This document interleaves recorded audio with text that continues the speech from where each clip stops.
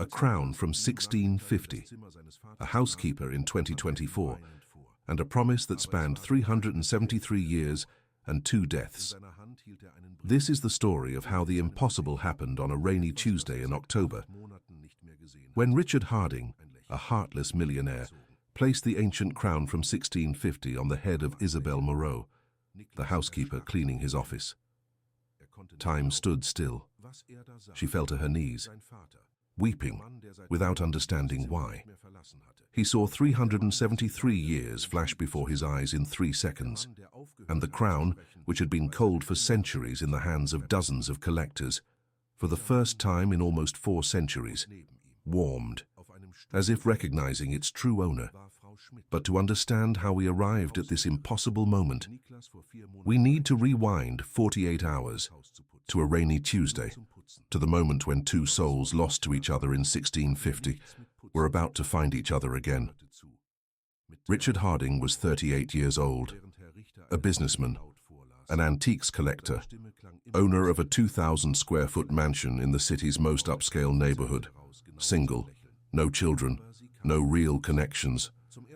People said he had no heart, that he was cold, calculating, that he only loved old objects because he couldn't love people, and perhaps they were right.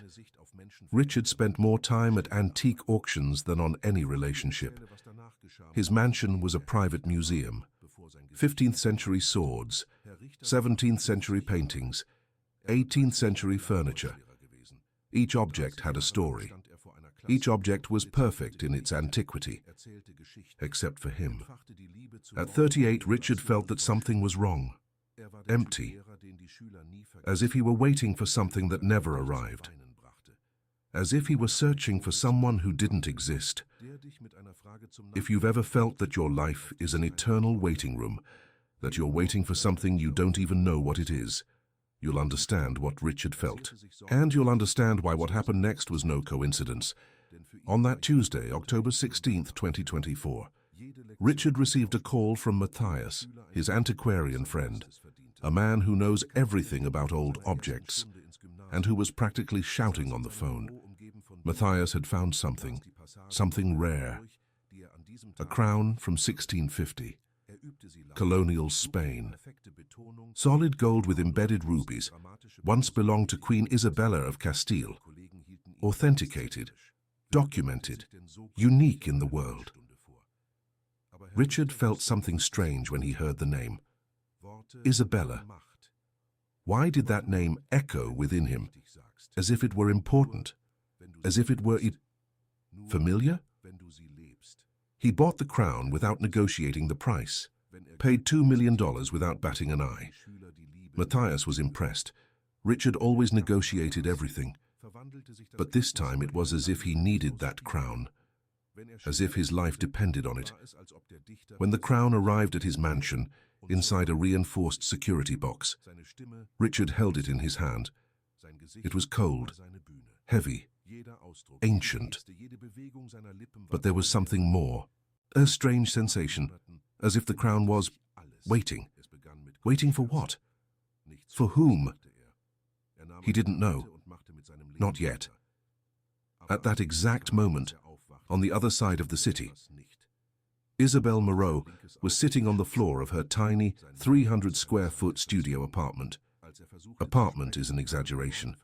It was a room with a bathroom, her mattress on the floor, and her 4-year-old daughter Sophia sleeping beside her. Isabel was 29 years old, a single mother. Sophia's father disappeared when he found out she was pregnant. She had worked 7 jobs in the last 4 years to support her daughter: waitress and supermarket cashier, housekeeper, nanny, anything that paid. But last week, her last employer, a wealthy and cruel woman, refused to pay her 3 months of back wages. Isabel had $47 in her account, rent overdue, empty refrigerator, and a daughter who asked why they'd only eaten rice for the last 5 days. She wept silently that night, not from self-pity, but from weariness, from the exhaustion of fighting alone, from carrying an invisible weight. She didn't understand where it came from. Sometimes, Isabel had strange dreams. She dreamed that she wore heavy, expensive dresses, that she lived in a palace, that people bowed before her, and that there was a man in armor, who looked at her as if she were the only person in the world.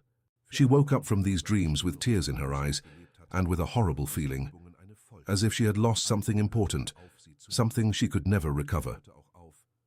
That same night, Isabel saw an ad in a job group, opening for a housekeeper in a mansion. General cleaning as good salary as starts tomorrow. The address was in the city's wealthiest neighborhood. She applied without thinking much. She needed money. She needed to feed Sophia. She couldn't afford to be selective.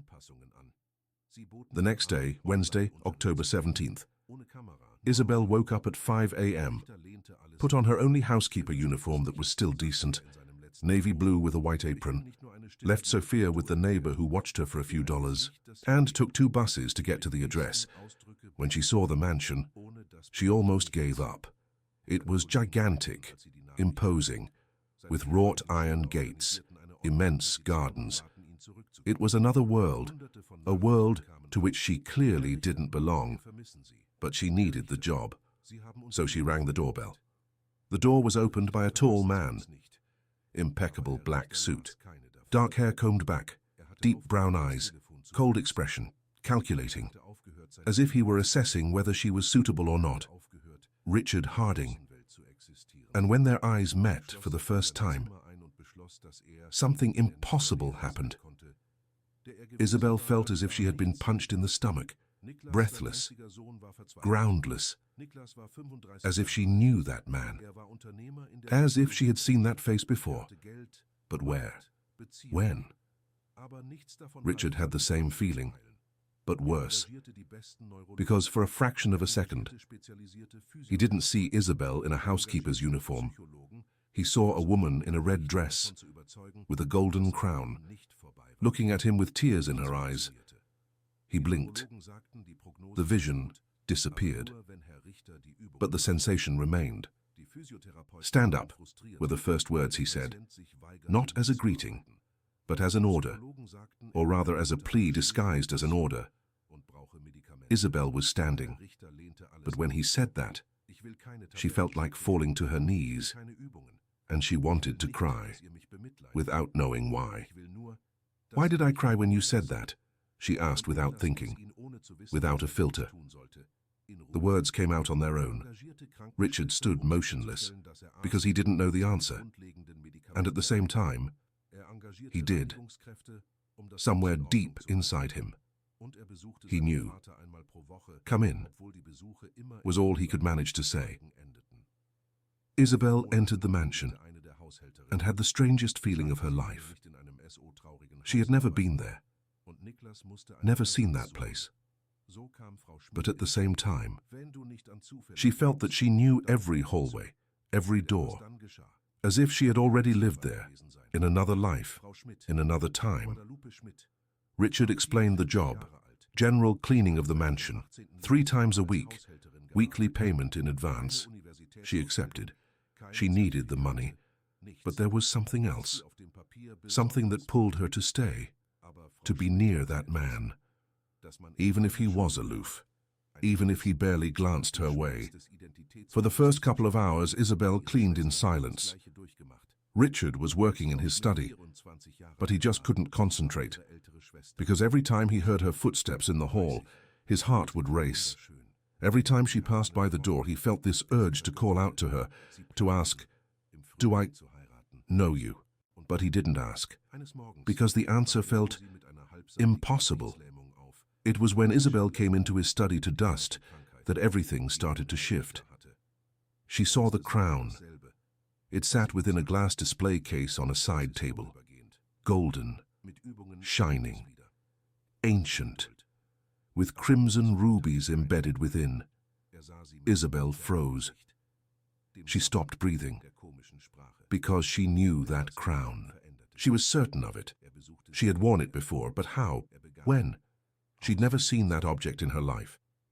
So why were her hands trembling? Why were tears streaming down her face uncontrollably?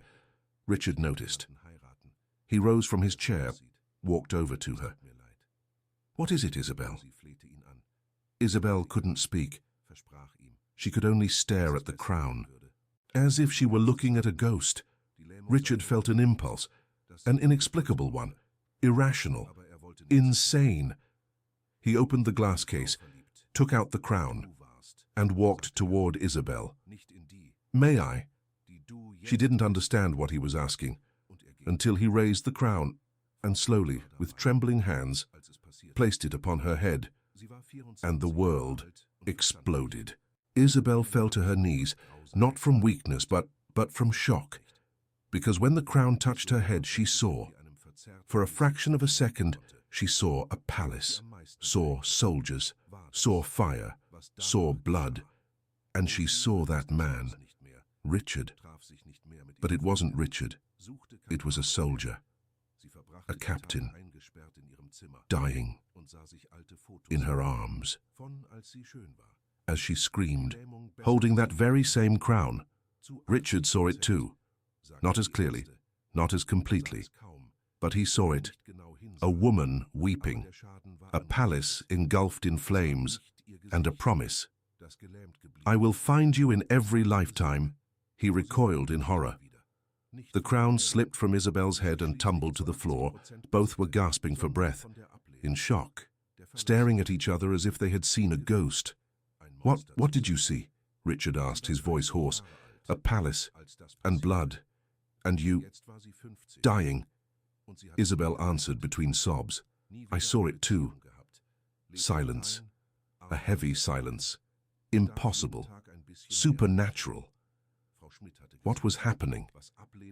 How could two people who had met only hours ago share the same vision, the same memory of something that happened centuries ago? Richard helped Isabel to her feet. Their hands touched, and another wave of recognition washed over them, gentler, but equally powerful. "I'm sorry, I don't know why I did that," he said, but it was a lie. He knew. He needed to place that crown on her head, as if it were destiny.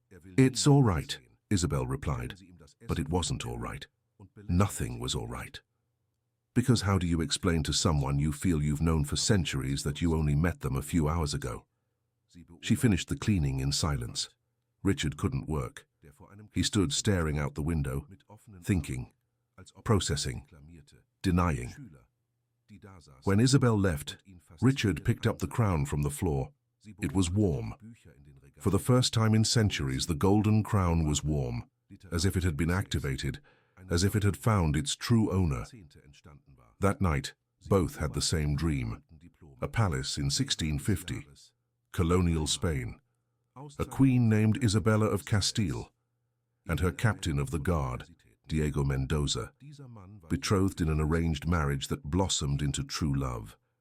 An invasion, a betrayal, enemy soldiers, Diego fighting to protect Isabella, a sword piercing his chest, Isabella falling to her knees beside him dying in her arms, she holding the blood-stained crown, and a promise, whispered, "I will find you in every lifetime, my queen, and I will wait for you, my knight, even if it takes 1,000 years." 3 days later, Diego died. Isabella wept for 3 days without stopping, and on the 3rd day her heart simply stopped. Official cause, broken heart. Real cause, she couldn't live without him. Both awoke at the same instant. 3:47 a.m., gasping for breath, weeping, knowing. But knowing what? That reincarnation exists? That soulmates are real? That promises can transcend centuries and deaths? Logic dictated no. That it was just a dream, a coincidence, a shared hallucination. But the heart said something else. The next morning, Friday, Isabel returned to work. She almost didn't go.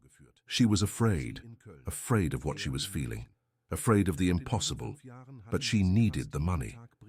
And if she was honest with herself, she wanted to see Richard again. She needed to see him. When she arrived, Richard was waiting for her at the door, as if he knew she would come at that exact time. "We need to talk," he said. and for the first time, his voice wasn't cold.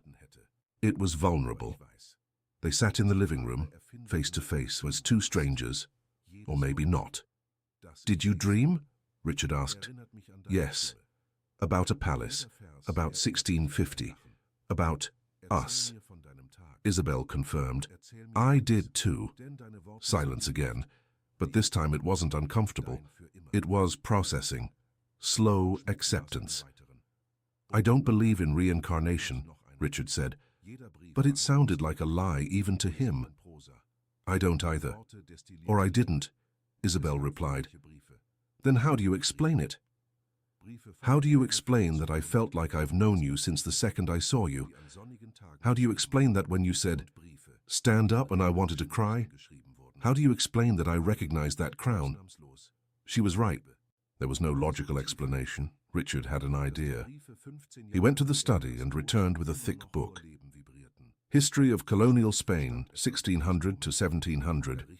He opened it to page 247, and there it was. A paragraph about Queen Isabella of Castile, died in 1650, 3 days after the death of her betrothed captain Diego Mendoza.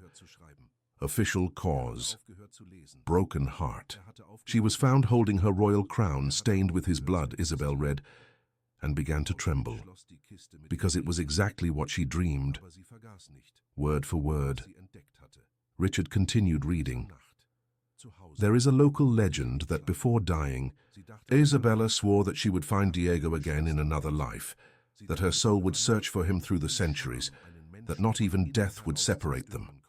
He closed the book, looked at Isabel, and for the first time in his life, Richard Harding had tears in his eyes. What if it's true? What if we were them? Isabel was crying too, because the question wasn't if, it was acceptance. They spent the next few hours talking, comparing details of the dream. Everything matched: names, dates, places, clothes, the crown, the promise. It was then that Isabel, without thinking, raised her hand and touched Richard's right shoulder. Exactly where, in the dream, Diego had been stabbed before the final sword thrust. "You have a scar here," she said, not as a question, as a statement. Richard froze, because he did. A birthmark, on her right shoulder, shaped like a crescent moon, one she'd never known the origin of. He opened his shirt, and there it was, exactly where Isabel touched, exactly as she described. "How did you know?" "Because I bandaged it, in 1650, after you took the dagger wound, before the final sword thrust. I tried to save you, but I couldn't," Isabel said, weeping. And in that moment, Richard knew. There was no more doubt, no more denial.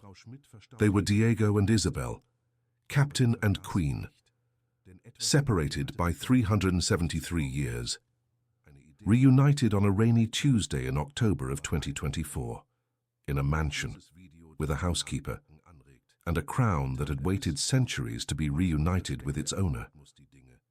Richard held Isabel's face in his hands. "I've searched for you, in every life. I always knew someone was missing, but I never knew who, until I saw you."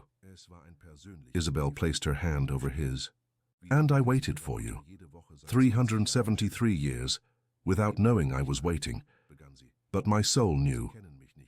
But then, reality crashed back, like a bucket of ice water.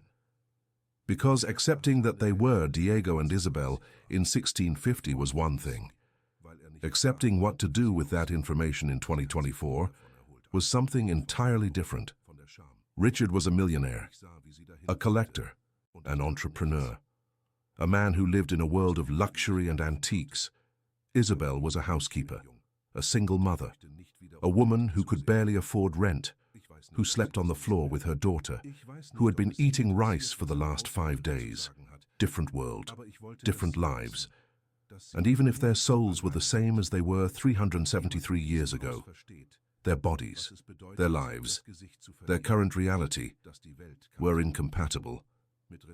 Richard thought about this, and he was afraid. afraid that the impossible thing he had just discovered would be destroyed by the brutal reality of the class divide. Isabel thought too, and she was even more afraid, because she couldn't afford to believe in fairy tales. She had a daughter to feed, bills to pay. She needed that job, and getting emotionally involved with her boss, and millionaire or not, soulmate or not, was the perfect recipe for disaster. So, even with her heart screaming the opposite, Isabel pulled away. I need to go. Sophia is with the neighbor. I'll be back Monday to work, if you still want me to. Richard wanted to shout. He wanted to say no, stay.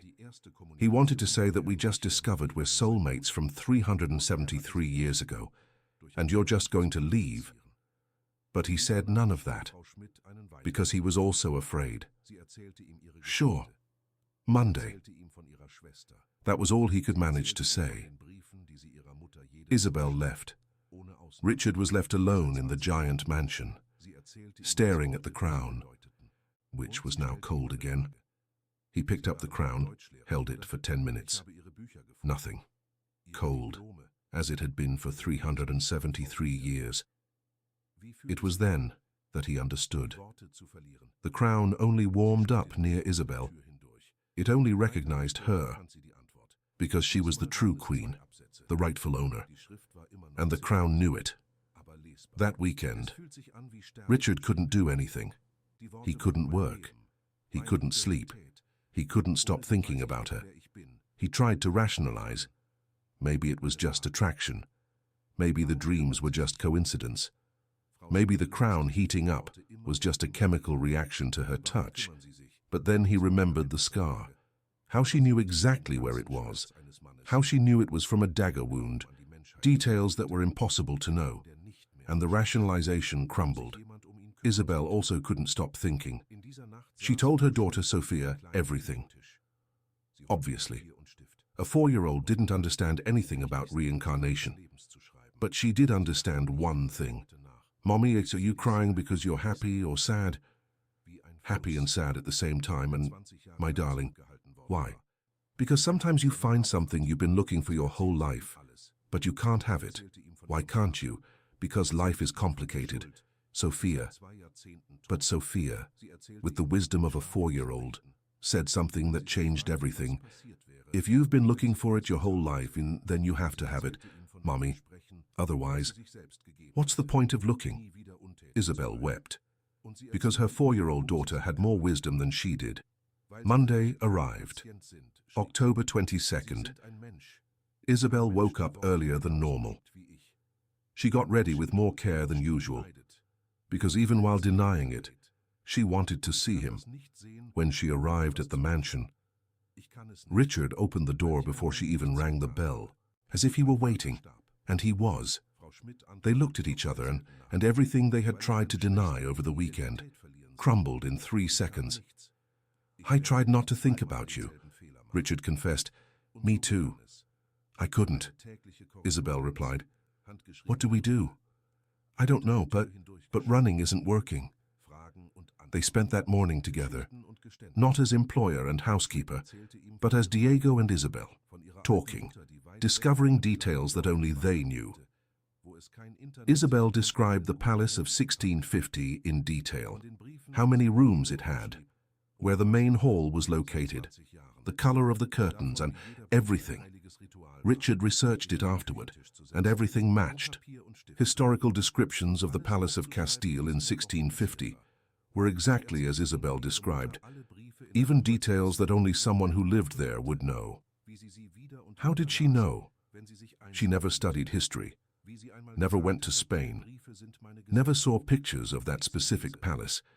The only explanation was impossible, and at the same time, the only explanation that made sense. She really was Queen Isabella of Castile. It was then that Richard decided to do a test, a definitive test. He called Matthias, the antique dealer. He asked him to come urgently, without explaining why. When Matthias arrived, Richard was with Isabel in the living room, the crown on the table between them. Matthias, you said the crown has been cold since 1650, that it's passed through dozens of collectors. They all reported the same thing. Cold, heavy, but cold. Yes, it's a strange characteristic, as if the gold had lost its ability to conduct heat. I've never seen anything like it. Richard picked up the crown, held it for 2 minutes. Matthias touched it. Cold. Now, Isabel. Richard passed the crown to Isabel. She held it, and in 15 seconds, the crown began to warm up, not subtly, visibly, to the point of glowing with a slight, more intense golden hue. Matthias went pale. He touched the crown again. Hot. Impossible. How? How is this possible? Richard looked at Isabel, then at Matthias. Because she is the rightful owner, Queen Isabella of Castile, reincarnated. Matthias laughed. He thought it was a joke, until he saw the serious expression on both of their faces. Are you serious? Completely. Richard told him everything. The dreams, the visions, the scar, the details of the palace, the promise, everything.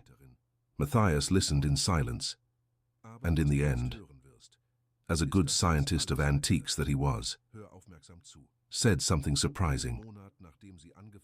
I've spent 30 years studying old objects, and there's one thing I've learned. Some objects have memory, not in the scientific sense, but in the energetic sense.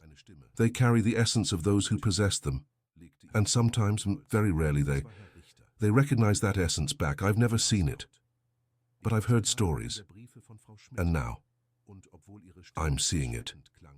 He looked at Isabel with respect, almost reverence, if that's true.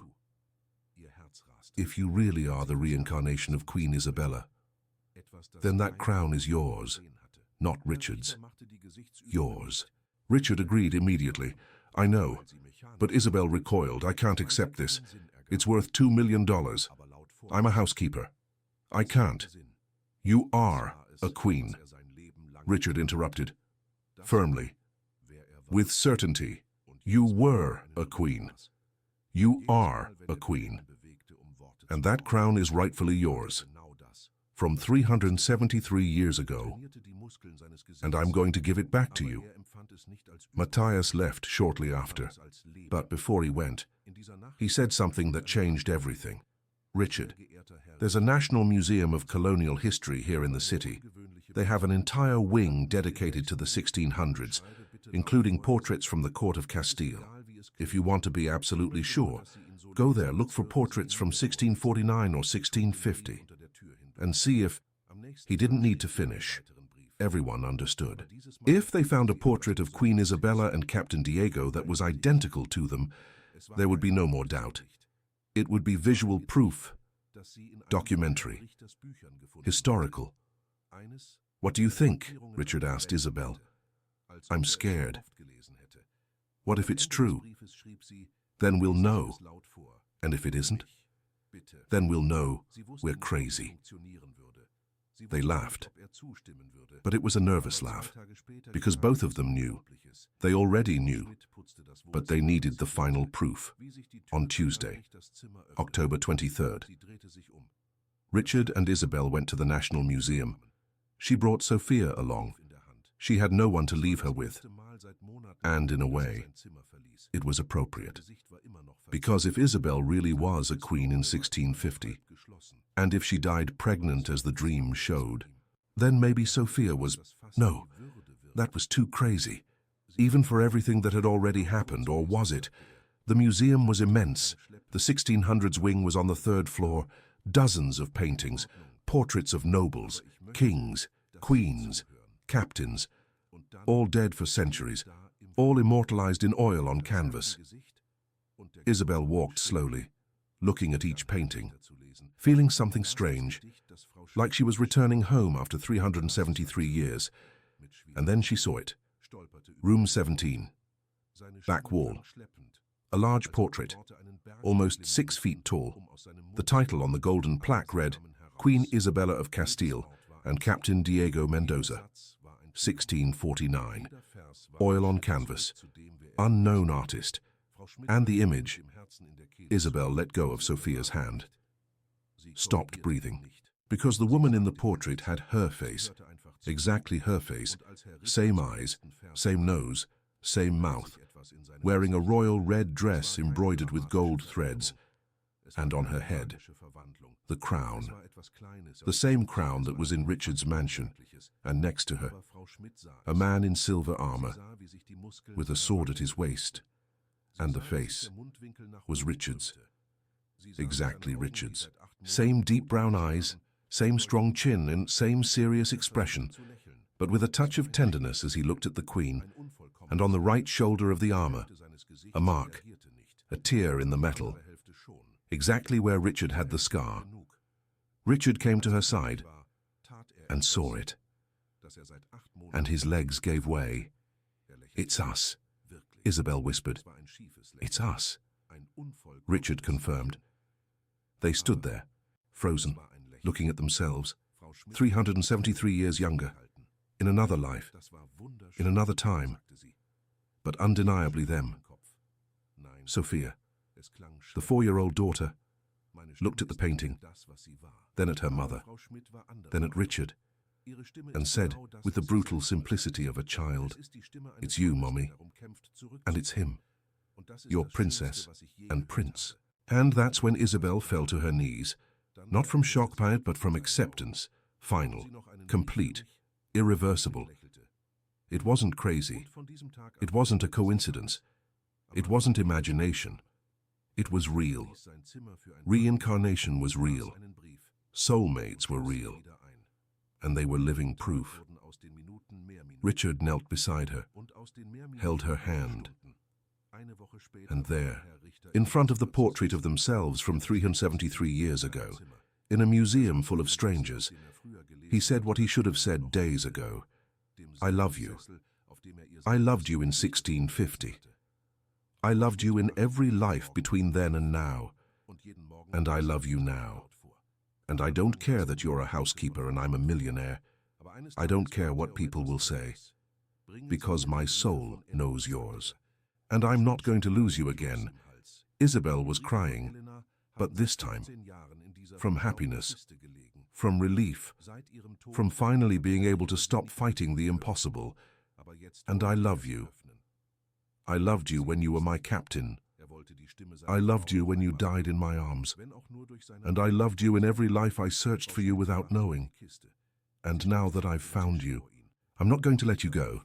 They kissed, right there, in the museum, in front of their portrait, 373 years after the promise. And if you're wondering if it's possible, if soulmates really exist, if reincarnation is real, look at Richard and Isabel and ask yourself, what would you do if you met someone your soul instantly recognized? Would you have the courage to believe in the impossible? But the story doesn't end at the museum, because accepting that you were someone in 1650 is one thing. Reliving that life completely is another, and that was exactly what was about to happen. That night, Richard had an idea that was both beautiful and dangerous. He wanted Isabel to wear the crown again. But this time, not for a few seconds, got this time, for long enough to see everything, to remember everything, to finally understand completely who they were. Isabel was afraid, because the first time, the vision lasted 3 seconds and almost destroyed her emotionally. What would happen if it lasted minutes? Could she come back? Could she separate Isabel from 2024 from Isabel from 1650? But she needed to know, needed to understand, needed to see the life she lived 373 years ago. So she agreed. Richard prepared everything, the mansion in silence. Sophia sleeping in one of the guest rooms, the crown in the main room, 2 chairs facing each other. They sat down, holding hands, taking deep breaths. "Are you ready?" Richard asked. "No, But let's do it anyway, Isabel replied. Richard picked up the crown, slowly, as if it were the most fragile object in the world, placed it on Isabel's head, and the world disappeared. This time it wasn't a 3-second vision. It was a complete immersion, total, absolute. Isabel was no longer in 2024. She was in 1650. And she was no longer Isabel Torres, the housekeeper. She was Queen Isabella of Castile, 24 years old, sovereign of the most powerful kingdom in colonial Spain. And she remembered everything. The smell. God, the smell. Sandalwood incense burning in the palace corridors. Fresh roses replaced every morning. The aroma of spices from the kitchens. Amber perfume that she wore. The smell of leather and metal from Diego's armor. The sounds. Footsteps echoing in stone hallways. The clinking of swords being sharpened in the training yard. Harpsichord music playing during official dinners. The heavy rustle of silk and velvet gowns. The deep voice of Dustin barking orders to the guard. The colors. Royal red of her dresses. The gold of the crown. The silver of his armor. Deep blue of the velvet curtains at the windows. The green of the gardens seen from the tower. Everything so vivid, it felt more real than the very reality of 2024. She remembered the day she met Dustin Harding. He was 28 years old, captain of the Royal Guard, the best swordsman in the kingdom, cold, calculating, loyal only to duty. He bore scars from 20 battles, eyes that had seen too much death, hands calloused from gripping a sword since the age of 12. They were promised to each other in an arranged marriage when politics meant and convenience, uniting two powerful families, her royal family, his military family. Neither of them wanted it. Neither of them believed in love. Both resigned themselves to duty. Their first official meeting was cold, protocol. She sat on the throne. He knelt. Oath of allegiance, promise of marriage, all mechanical, without emotion, just duty. But then, something shifted. Isabel recalled the first time Dustin truly looked at her, not as a queen, not as a duty, but as a woman. It was during a formal dinner. She was speaking about policy when a nobleman interrupted her disrespectfully. Dustin, who was standing guard by the wall, strode towards the nobleman, placed his hand on his sword, and said in a low but terrifying voice, "The next person to interrupt the Queen will feel my steel before they finish their sentence." The hall went silent. Isabel looked at Dustin and saw something in his eyes. Protection, respect, and something more. Something she couldn't name. But that made her heart race. From that day forward, everything changed. Dustin began to see her, really see her. Not the crown and not the title, but the woman beneath. The woman who was sometimes afraid, who cried alone, who carried the weight of an entire kingdom on her shoulders. And Isabel began to see him, not the cold soldier, but the man who bore scars from 20 battles, who protected everyone, but never let anyone protect him, who hid an enormous heart behind a suit of steel. They fell in love, slowly and inevitably, irreversibly. And 3 months before the invasion, they were married, not politically, but for love. Real love. Profound love. The kind people write poetry about. Isabel of 1650 remembered her wedding day. March 28th, 1650. Spring. The palace adorned with white flowers.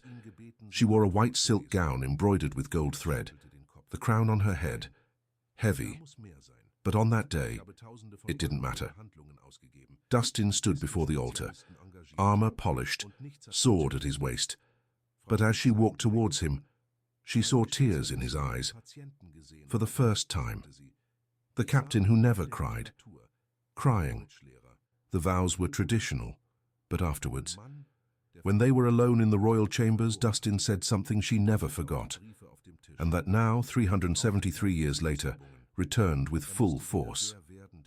I didn't believe in destiny, but then I met you, and now I believe my soul has been searching for you in every battle I've fought, in every wound I've survived, because I needed to reach you, to this moment.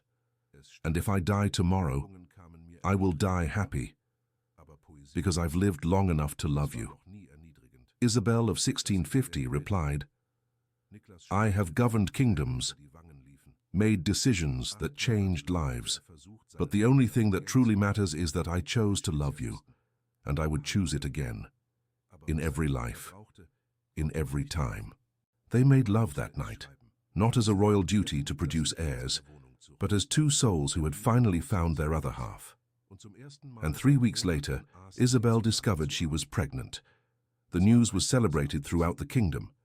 Parties, celebrations, joy, because they would finally have an heir, or heiress. Dustin became even more protective.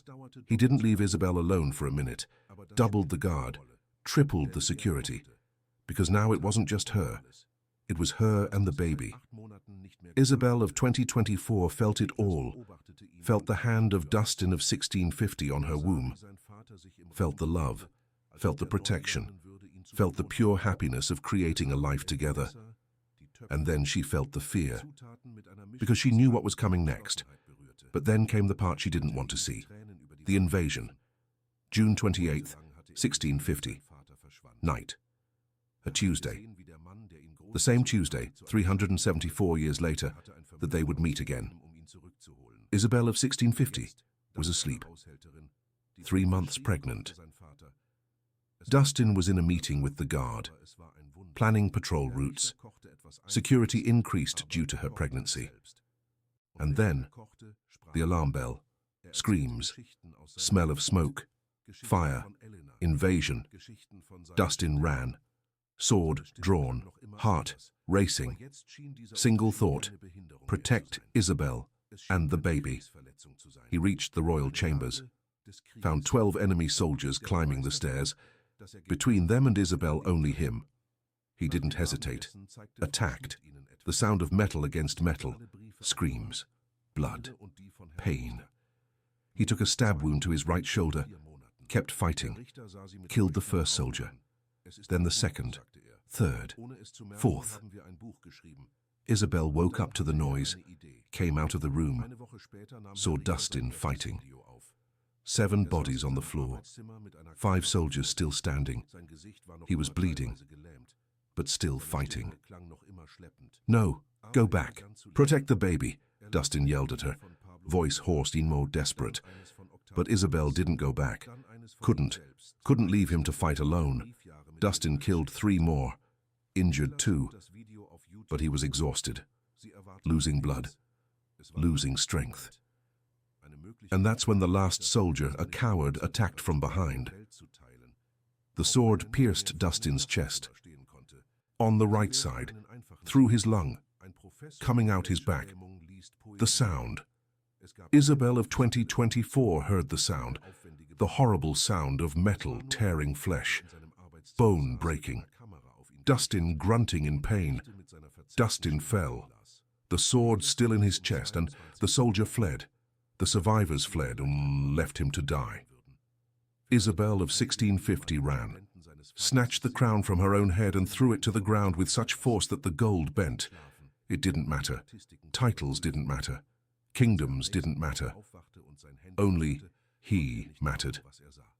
She held Dustin in her arms. He was dying, blood pouring from his mouth, staining her shirt, staining the crown on the floor beside them. Breath failing, eyes losing focus. No, stay with me, please, for the baby, for me, stay. Isabel begged, cried, screamed. Dustin raised his hand, trembling, touched her face, leaving blood on her cheek. Listen, promise me you will live, Upsa, for the baby. She needs you. Isabel shook her head, couldn't speak. Just cried. Jan, promise me that if there is another life, you will wait for me, Wilmus, as I will search for you. that she could promise, through the sobs, through the pain. I promise, in every life, even if it takes 1,000 years, I will wait for you. Dustin smiled. For the last time. A small smile. Sad, but full of love. I will find you in every life, my queen, my Isabel, my only love. And he died, in her arms, his hand still on her face, blood between them, the promise between them. Isabel of 1650 screamed, a scream that echoed throughout the entire palace, a scream of pain that, 373 years later, still echoed in her soul. She held his body for hours. She refused help, refused doctors, refused everyone, only her, and him, and the baby between them, the family that would never be. For the next 3 days, Isabel didn't eat, didn't sleep, didn't speak. She only stared at the crown, stained with his blood, and on the 3rd day, her heart simply stopped. The doctors said it was a broken heart, but the truth was simpler. She couldn't live in a world without him. Isabel of 2024 snapped back, abruptly, like waking from a nightmare. But it wasn't a nightmare. It was a memory. She was on the floor, didn't know when she'd fallen, crying while screaming, reliving his death, reliving her own death.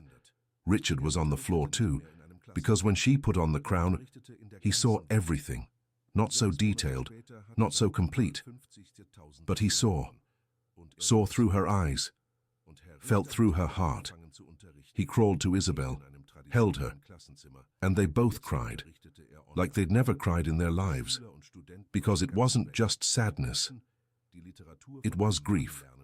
Grief of 373 years finally being processed. Grief of 2 deaths, of a life that was stolen, of a love that was destroyed.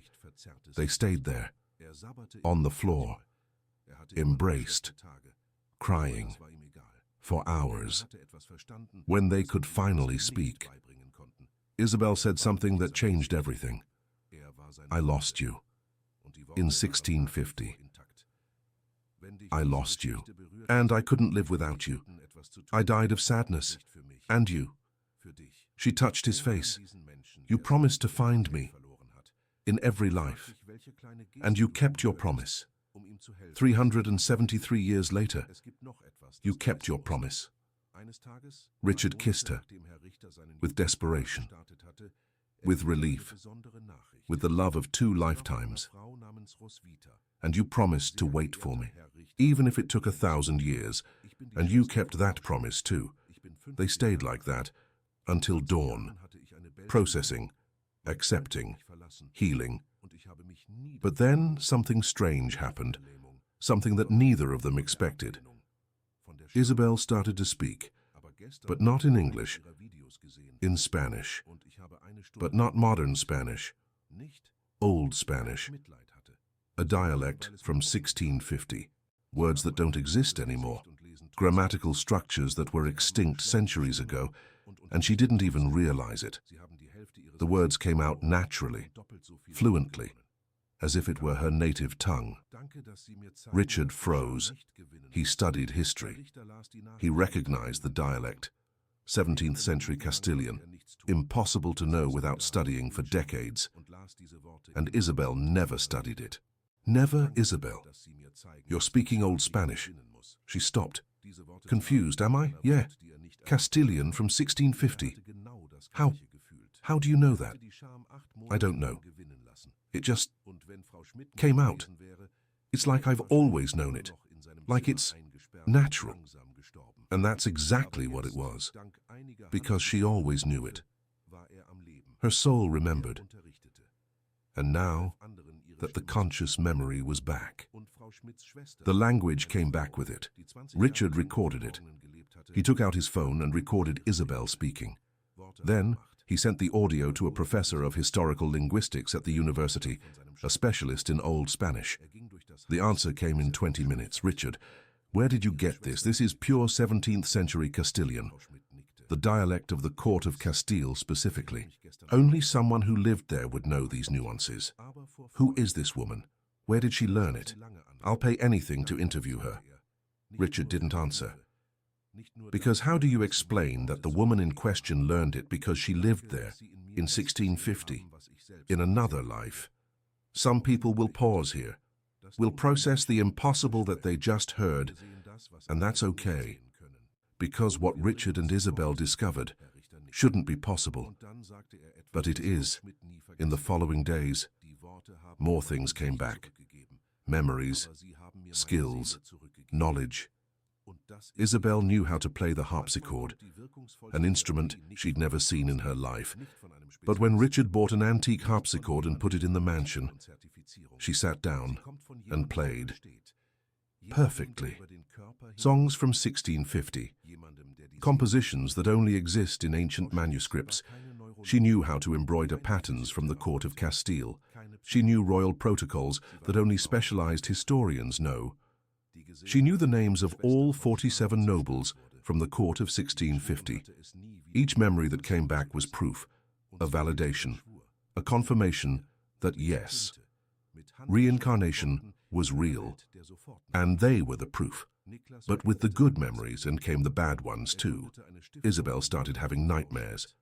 Every night, seeing Diego dying, seeing blood, seeing the sword going through his chest, waking up screaming, crying, checking if Richard was alive, and Richard started having flashbacks.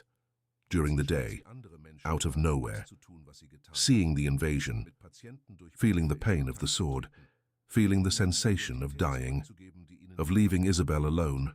They were reliving the trauma, the PTSD from 373 years ago, and it was horrible.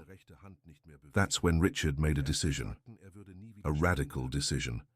He sold the crown. No, he donated it to the National Museum, with one condition, that it be displayed next to their portrait from 1649, so that people would see it, so that people would know that Queen Isabella of Castile really existed, and that her crown had finally come home. When Isabel found out, she cried, but not from sadness, but from relief. Why? Why did you do that? Because you don't need it anymore. You don't need a crown from 1650 to be a queen. You already are. And I don't need antique objects to find you. I've already found you. 373 years ago, and again now. And I'll find you in every life to come. Isabel hugged him, and for the first time since the complete memory came back, she felt peace. The nightmares lessened. The flashbacks stopped, because they didn't need to carry the trauma anymore. They could let it go, let 1650 rest in peace, and live 2024 completely. But society wasn't ready to accept it. Richard's family was furious when they found out. Not about the reincarnation. They didn't believe in that. But about Isabel. You're dating a housekeeper, a single mother. Have you lost your mind? Richard faced them all, at a family dinner, in front of 30 people from high society. She's not a housekeeper. She was a queen. She is a queen. And I died for her 373 years ago, and I'd die again today. So if you can't accept it, that's your problem, not mine. Total silence. His mother tried to argue, tried to be rational, tried to make him see that he was being ridiculous, but Richard simply stood up, walked out, and never went back. He chose Isabel, above family, above society, above everything, and Isabel saw it, saw the man she loved in 1650, making the same choice in 2024, protecting her, prioritizing her, loving her above anything. And she fell to her knees, not from shock, but from gratitude, from love, from finally understanding that this time they won. This time, no one was going to separate them. Richard knelt in front of her, right there, in the restaurant parking lot, in front of his family who was watching from the window with contempt. In 1650, I was your knight, your protector, your love. I died protecting you, and I failed, because you died just 3 days after me, of grief. But this time, I won't fail. This time, I will protect you. I will love you, and I will guarantee that you never again feel the pain that you felt in that life. Isabel wept. And in 1650, I was your queen. You knelt before me. But today, in 2024, we are equals. There is no crown. There is no armor. There is only us. Two souls that have found each other again. And this time, we're going to live the life that was stolen from us. They kissed, and if you didn't get chills just now, go back and read that again. Because what just happened was the final break, the final acceptance, the final healing. But there was still one thing missing, one last revelation, one that neither of them expected. And it came through Sophia, Isabel's 4-year-old daughter. 2 weeks after everything, Isabel was at Richard's mansion. She and Sophia had moved in, not as a housekeeper, but as family. Sophia explored the mansion with a child's curiosity until she found something in Richard's study, an old book, Chronicles of the Court of Castile, 1645 to 1650. She couldn't read yet, but she opened the book to a specific page, page 312, and brought it to Isabel. "Mommy, this is you." Isabel looked and froze. It was an illustration, a charcoal drawing, dated March 1650, 3 months before the invasion. It showed Queen Isabella of Castile, pregnant, with her hand on her womb, and next to her, Captain Diego Harding, with his hand over hers, both smiling. The caption read, "Queen Isabella of Castile and Captain Diego Harding await the birth of the royal heir, expected in September 1650. Isabel stopped breathing, because she had never seen that image, never knew. But now, it made sense. She died in June 1650, 3 months pregnant. The baby was never born. Died with her. Richard saw the image, read the caption, and understood. He looked at Sophia, 4 years old, the same age that the baby of 1650 would have been if she had survived, and been born in September 1650. And he remembered. Isabel, of 2024, became pregnant with Sophia in 2020, 4 years ago, and Sophia was born in September. September, the same month that the baby of 1650 was supposed to have been born. Isabel began to cry, because she understood. She finally understood. Sophia was not just her daughter in this life. She was the baby that she lost in 1650. The baby who never had a chance to be born. The baby who died with her on the 3rd day after Diego's death and reincarnated. Back, giving her a second chance to be a mother, a second chance to have the family that was stolen 373 years ago. And suddenly, everything made sense. Why Isabel always felt that Sophia was special. Why? Even in the worst difficulties, when she had no money for food, when she slept on the floor, when Sophia's father abandoned them both, she never gave up. And because somewhere deep in her soul, she knew that Sophia was the second chance, the promise fulfilled. Why, when Richard saw Sophia for the first time, he felt an immediate connection, a desire to protect, to care for, as if she were his own, because she was, in 1650, and now, in 2024, again. Richard knelt in front of Sophia, the 4-year-old girl that he had begun to love as a daughter, and who he now discovered had always been his daughter in another life, in another time, the daughter he never knew, because he died defending her mother before she was born. Sophia, can I ask you something? Yes. Have you ever had dreams with castles, with people in armor? Sophia looked at him with those deep eyes that children sometimes have, eyes that seem to know more than they should.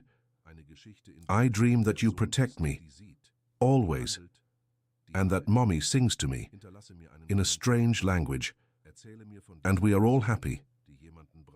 But then, it all goes dark, and I get sad. But I'm not sad anymore, because I found you again. Isabel and Richard looked at each other and cried, because there was no more doubt. Sophia was the baby of 1650, reborn, returning to them, completing the family.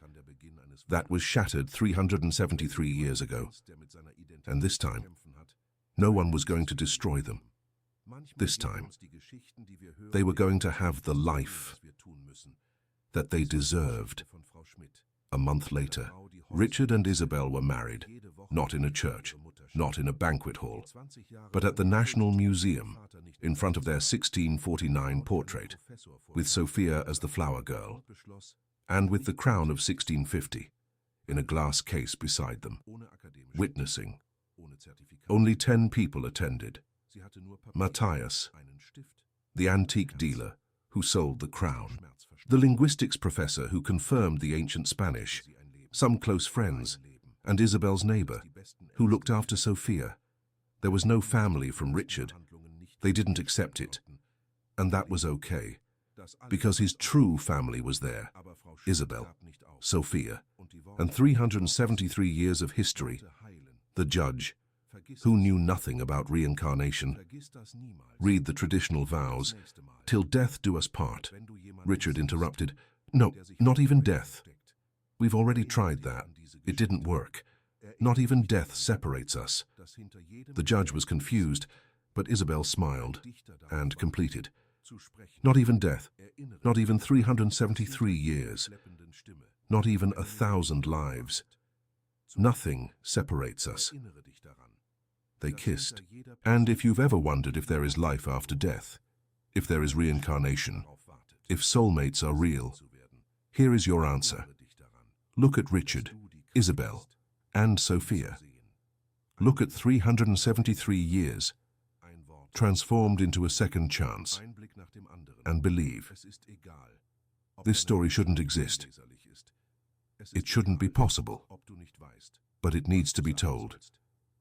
Because somewhere, someone is waiting for a soul they lost and needs to know that the impossible can happen.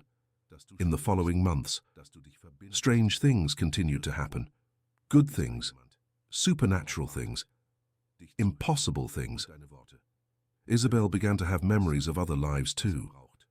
Not just 1650, but others.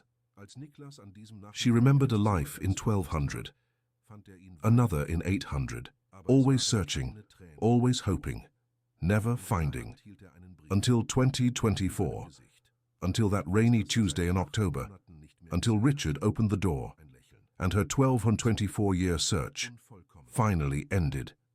Richard also remembered of lives where he searched, where he felt that something was missing, where he collected antique objects as a substitute for the person he couldn't find, until he found the crown, until she walked through his door, until 373 years of searching ended in 3 seconds of recognition.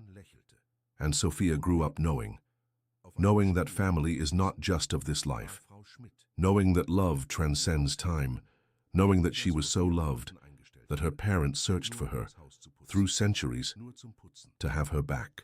3 years after the wedding, in 2027, another child was born, a boy that Richard and Isabel named Diego, in honor of the captain of 1650, in honor of the man that Richard was, and that, in a way, still is. And when Diego was born, he had a birthmark on his right shoulder. in the shape of a half-moon, exactly where Diego, of 1650, took the knife wound, right where Richard Harding in 2024 bears a scar, and Isabel Moreau knew. Souls don't die. They return. They find each other. They recognize each other, across centuries, through deaths, across lifetimes. In 2030, 6 years after that rainy Tuesday in October of 2024, the National Museum held a special exhibition, The Royal Crown of 1650, A Journey Home. They told the story, how the crown was found, how it was authenticated, how it passed through dozens of collectors, and how it finally returned to where it belonged, beside the portrait of Queen Isabella of Castile. But what they didn't tell, what they didn't know, was the impossible part. That the true queen had also come home, reborn, reincarnated, reunited with the man who promised to find her in every lifetime. Richard, Isabel, and Sophia visited the exhibition and stood there, gazing at the crown, at the portrait, at 373 years of history frozen in oil on canvas and ancient gold. And Isabel felt something she'd never felt before: closure, complete peace, because the girl who died of a broken heart in 1650 finally rested, because the woman of 2024 was alive, was loved, was complete. "Mommy, why are you crying?" Sophia asked. "Because I'm happy, sweetheart. Because after 373 years, I'm finally happy." Richard took her hand and whispered something only she could hear. "I found you, just like I promised, and I'm never letting you go again." And she replied, "And I waited for you, just like I promised, and I'm never letting you go again." They left the museum, hand in hand, with Sophia between them. A family, not just of this life, but of many. And if you're wondering what to make of this story, if you should believe, if reincarnation is real, ask your heart. Have you ever felt like you knew someone you just met? Have you ever had an unexplainable connection? Have you ever lost someone and felt like you'll find them again? Then you understand. You know. Because some connections don't respect time. Some promises span centuries, and some souls are destined to find each other, again, and again, and again, until they finally live the life they deserve. This is the story of Richard and Isabel, of Captain Diego Mendoza and Queen Isabella of Castile, of 373 years, of 2 deaths, of 1 promise, and of a love that not even 1,000 lifetimes could erase.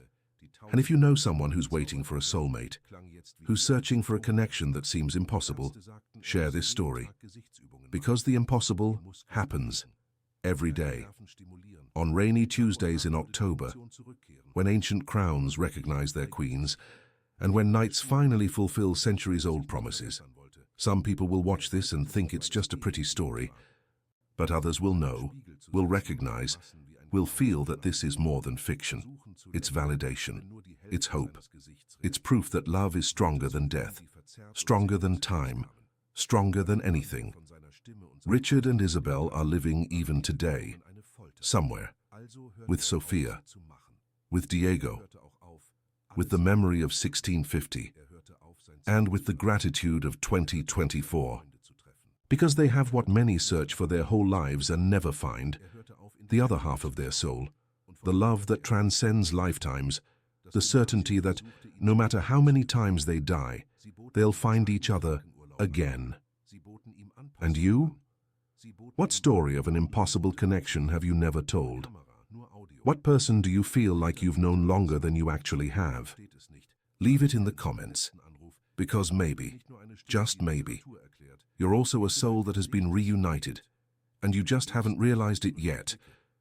And remember, some promises take 373 years to be fulfilled, but they always are, always, because true love doesn't die. It just waits, across centuries, across lifetimes. until two souls finally say, I found you, again, and this time forever.